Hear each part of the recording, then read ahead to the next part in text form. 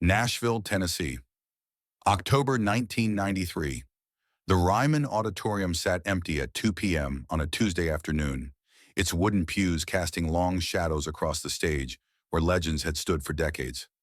This was sacred ground in country music, the original home of the Grand Ole Opry, where Hank Williams had sung his last song, where Johnny Cash had recorded his live album just 2 years earlier.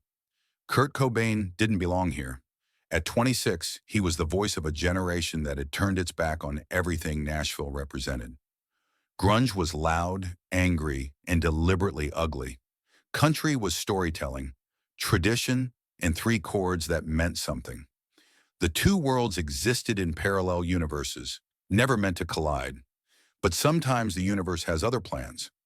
Kurt sat alone in the front row, wearing his trademark thrift store cardigan over a faded flipper t-shirt. His blonde hair hung limp and unwashed, his blue eyes distant and tired. Nirvana had just finished their In Utero tour, and the weight of fame was crushing him slowly. He'd driven from Seattle to Nashville on impulse, needing to be somewhere, anywhere, that wasn't surrounded by the chaos of his life. The Ryman was supposed to be empty. It was supposed to be quiet. Johnny Cash walked through the back door at 2:15, carrying his black Martin D35 acoustic guitar. At 61, the man in black still commanded every room he entered. He'd come to the Ryman to work on songs for his upcoming American recording sessions with Rick Rubin.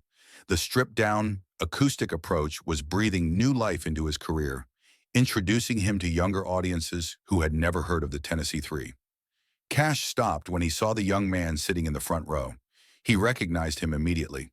Kurt Cobain's face had been on every magazine cover for the past 3 years. Cash had watched MTV Unplugged. He'd seen the Nirvana videos. He understood what this music meant to young people, even if he didn't understand the music itself. "You're Kurt Cobain," Cash said, his deep voice echoing in the empty auditorium. Kurt turned around slowly. He'd been recognized by plenty of famous people, but Johnny Cash was different. This was American music royalty, a man who'd sung with Bob Dylan and outlasted every trend, every movement, every attempt to write him off. "Yeah," Kurt said quietly. "Sorry, didn't know anyone would be here." "Don't apologize," Cash said, walking down the aisle. "This place belongs to music, all kinds of music."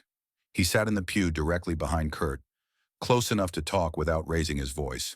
The Ryman demanded reverence, even in conversation. "What brings you to Nashville?" Cash asked. Kurt shrugged. "Needed to get away. Heard this place was, I don't know, important." "It is," Cash said simply. "More important than most people realize." They sat in comfortable silence for a moment. Two generations of American music, separated by decades and style, but connected by something neither could quite name. "I've heard your music," Cash said eventually. Kurt tensed slightly. He'd heard this before from older musicians. The polite dismissal disguised as curiosity. The patronizing acknowledgement that stopped just short of calling it noise. "And?" Kurt asked. Cash chose his words carefully. "It's angry." "Yeah, it is." "Anger can be good," Cash said, "if it comes from the right place, if it means something." Kurt turned to face him. "Does it mean something?" Cash studied the young man's face. He saw exhaustion, pain, and something else. Doubt. Self-doubt that ran so deep it was eating him alive. "That's not for me to say," Cash replied. "That's for you to know." The conversation drifted to other things. Kurt asked about Cash's prison concerts. Cash asked about touring, about the pressure of sudden fame.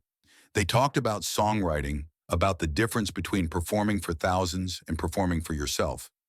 Then Cash said something that changed everything. "You know what's funny?" Cash said, tuning his guitar as he spoke. "People think country music is simple. 3 chords and the truth, they say. Like that makes it easy." Kurt watched Cash's fingers work the tuning pegs with practiced precision. "Thing is," Cash continued, "anybody can play loud. Anybody can plug in and make noise. But can you sit in a room like this, with just your voice and 6 strings, and make somebody feel something? Can you tell a story that matters without hiding behind volume and distortion?" The words hung in the air between them. It wasn't quite a challenge, but it wasn't quite a conversation either. That's what country music is, Cash said. It's truth without decoration. It's emotion without effects. Most rock musicians can't do it. Too scared to be that naked. Kurt felt something stir in his chest. Not anger exactly, but something close to it. You think I can't? Kurt asked quietly. Cash looked at him directly. I think you're talented. I think you've got something to say. But I don't know if you can say it without all the, he gestured vaguely, without all the noise. The challenge was implicit, hanging in the sacred air of the Ryman like incense. Kurt stared at the stage where Cash had stood 2 years earlier, recording Tennessee 3 and Cindy, the same stage where Hank Williams had performed his final Grand Ole Opry show. What would it take, Kurt asked, to prove I could do it? Cash smiled, but it wasn't cruel. It was almost paternal. $10,000 says you can't play one country song, start to finish, in a way that would make these walls remember it. Kurt's eyes widened. $10,000 was serious money, even to someone who'd sold millions of records. But it wasn't about the money. It was about respect. It was about proving that his music, his voice, his truth could exist in any space, even this one. One song, Kurt said. One song. Just you, a guitar, and whatever's inside you that needs to come out. Cash reached into his jacket and pulled out his wallet. He counted out a stack of hundreds, all the cash he had on him. It came to exactly $10,000. He set it on the pew between them. This is serious, Cash said. This isn't a game.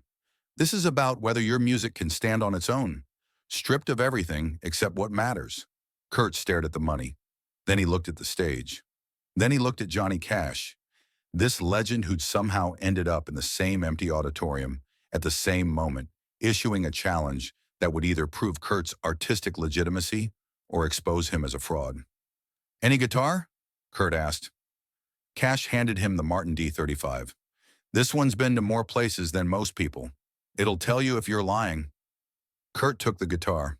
It felt different from his Fender Jaguars and Mustangs. Heavier, more substantial. The wood was worn smooth from decades of use, and the strings felt like they'd been played by hands that understood something Kurt was still learning. He walked up onto the stage. The Ryman Auditorium felt different from up there. The empty seats seemed to lean in, waiting. The walls themselves seemed to listen. Kurt had played Madison Square Garden, had headlined festivals for 50,000 people, but this felt more intimidating. This felt more real. Cash remained in his pew watching. Kurt sat on a stool someone had left center stage. He adjusted the guitar on his lap and played a few tentative chords. The acoustics of the Ryman were perfect, designed for voices and instruments without amplification. Every note rang clear and true. Then Kurt started playing. He didn't announce the song, didn't say anything at all. He just began with a simple finger-picking pattern. Nothing fancy, just a basic country progression in the key of G. His fingers found the chords instinctively, muscle memory from countless late-night sessions when he'd played acoustic guitar alone in his apartment, working out melodies before adding the distortion and feedback that would make them into Nirvana songs. But this wasn't a Nirvana song. As Kurt played, a melody emerged, sad and beautiful, with that distinctly American quality that country music claimed as its own. It sounded like dust and loneliness, like empty highways and broken promises. It sounded like every song Hank Williams had ever written, but filtered through the pain of a different generation. Then Kurt started singing. His voice, usually raw and strained from screaming over loud guitars, was soft and clear, almost fragile. He sang about Aberdeen, Washington, the small logging town where he'd grown up. He sang about his parents' divorce, about feeling like an outsider in his own hometown. He sang about the bridge under which he'd lived when he was homeless at 17. But he sang it like a country song, not angry or defiant, just honest, heartbroken and real. I was 17, sleeping under Interstate 5. Nobody cared if I was dead or alive. Small-town son with nowhere to go, learning hard truths in the falling snow. The words flowed out of him like they'd been waiting years to be spoken. No screaming, no feedback, no wall of sound to hide behind. Just Kurt's voice and Johnny Cash's guitar, telling a story that could have come from any small town in America. Aberdeen don't want me. Seattle don't care. I'm caught between nothing and nowhere, but I got these songs burning in my chest. Maybe that's all I ever possessed. Cash sat motionless in his pew. This wasn't what he'd expected. He'd thought Kurt would try to play an existing country song, maybe stumble through Ring of Fire, or attempt Folsom Prison Blues. Instead, Kurt was creating something new, something that honored the tradition while making it his own. The song built slowly, Kurt's voice gaining confidence with each verse. He told the story of his rise to fame, but not in the triumphant way rock stars usually told it. He sang about the loneliness of success, about how fame had isolated him from everything he'd once found real. Now they scream my name in cities far and wide, but I'm still that kid with nowhere to hide. All the money, all the fame can't fill that Aberdeen-shaped hole inside me still. The guitar work was simple but perfect. Kurt wasn't trying to show off or prove his technical skill. He was serving the song, letting the story be the star. His finger-picking created a rhythmic foundation that drove the narrative forward, while single-note runs between verses added emotional punctuation. Cash found himself leaning forward. This was country music. Not Nashville country, not pop country, but the real thing. The deep, honest, human thing that had drawn him to this music 40 years earlier. The bridge was devastating. I know Hank Williams felt this way, knew Johnny Cash had nights he couldn't pray. Sometimes the lonesome gets so loud you disappear inside the crowd. Kurt's voice cracked slightly on the last line. Not from strain, but from emotion. He was singing his own story, but he was connecting it to the larger story of American music, acknowledging the lineage he'd never known he was part of. The final verse brought it home. So here's to small towns that don't understand. Here's to music made by broken hands. Here's to country roads and city streets. Here's to every heart that skips these beats. Kurt held the last chord longer than necessary, letting it ring through the sacred space of the Ryman until it faded into silence. The silence that followed was complete. Not even the building's old wooden bones seemed to creak. Cash sat perfectly still for a long moment. Then he stood up, walked to the stage, and climbed the steps. He approached Kurt slowly, like someone walking into a church during prayer. Kurt was still sitting on the stool, still holding the guitar, his eyes closed as if he was afraid to see the reaction. "Son," Cash said quietly. Kurt opened his eyes. Cash reached into his jacket and pulled out his checkbook. He wrote something on it, tore it out, and handed it to Kurt. Kurt looked at the check. It was made out to him for $10,000. "But I won," Kurt said, confused. "You owe me the money." Cash shook his head. "You didn't win a bet," he said. "You did something much more important. You proved that real music doesn't have boundaries. You proved that truth is truth, no matter how you dress it up." He paused, looking out at the empty auditorium. "What you just did," Cash continued, "that was country music, pure country music. But it was also rock and roll. It was folk music. It was blues. It was everything good music should be. Honest." Cash picked up the stack of cash from the pew and handed it to Kurt as well. "The bet was never about the money," Cash said. "It was about whether you could be yourself without all the protection, whether you could be vulnerable, whether you had something real to say." Kurt stared at the money in his hands. "I don't understand." "Keep it," Cash said. "Use it to remember this moment, the moment you discovered you're more than just a rock star. You're a storyteller, a real one." They stood together on the stage for a moment, two men separated by generations but united by something neither could fully articulate. "Can I ask you something?" Kurt said. Cash nodded. Do you think I belong here? In this tradition?" Cash looked at him for a long time before answering. "Son, tradition isn't about wearing black suits and singing the same old songs. Tradition is about truth, about connecting with people through music, about saying things that need to be said." He gestured to the empty auditorium. "This building has heard it all. Hank Williams, Patsy Cline, Loretta Lynn. Every one of them was different. Every one of them was revolutionary in their own way. What you just did? That fits right in." Kurt felt something shift inside him, not just pride, but belonging.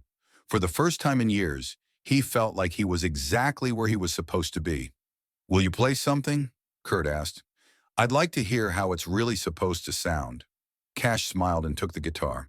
He played Hurt, the Nine Inch Nails song he'd been working on for his American recording sessions, but he played it stripped down, raw, full of the pain and wisdom that only comes from living through decades of mistakes and redemption. When he finished, Kurt was crying. "That's not your song," Kurt said. "It is now," Cash replied. "That's how this works. You take something someone else wrote and you make it yours. You find the truth in it that speaks to your truth. That's what you just did with that song about Aberdeen. You took country music and made it yours." They talked for another hour, trading stories about songwriting, about fame, about the weight of carrying other people's hopes and dreams. When Kurt finally left, he carried with him more than just money. He carried validation from one of the few men in American music whose opinion truly mattered. 3 months later, Kurt was dead, but Johnny Cash never forgot that afternoon at the Ryman. In interviews years later, he would tell the story with reverence and sadness. He would describe Kurt's impromptu country song as one of the most moving performances he'd ever witnessed. "People always want to put music in boxes," Cash would say. "Country over here, rock over there. But music doesn't live in boxes. Music lives in the human heart. And that day, Kurt Cobain showed me that his heart was as big and as broken as any country singer who ever lived." The check was never cashed. Kurt kept it in his wallet until the day he died. After his death, it was found among his possessions, along with a handwritten note. "Remember, truth is truth, no matter how you dress it up." J.C. Years later, when Johnny Cash recorded his final album, he included a song called Aberdeen. The lyrics were different from what Kurt had sung that day, but the melody was unmistakable. It was Cash's tribute to a young man who had shown him that the next generation understood more about heartbreak and redemption than he'd given them credit for. The song became one of Cash's most beloved late-career recordings. In Nashville, they still tell the story of the day grunge met country at the Ryman Auditorium.